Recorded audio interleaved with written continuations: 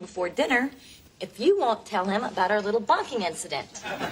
Monica, number one, I don't think Ben understands the concept of bribery. And number two, But it wasn't at all. Elizabeth is very mature for her age. A concept lost on some people. So it's okay to date a student? Well, not really. isn't that a kind of sushi?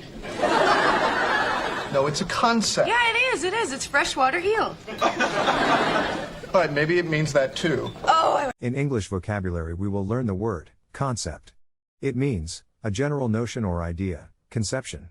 Also means an idea of something formed by mentally combining all its characteristics or particulars, a construct. Pay attention to the pronunciation.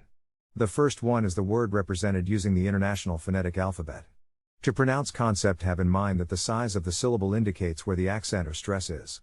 In this case, the accent is in the first syllable, corresponding to con. Below are other ways to pronounce it.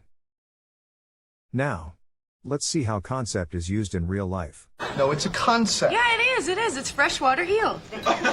A concept lost on some people. So it's Number one, I don't think Ben understands the concept of bribery.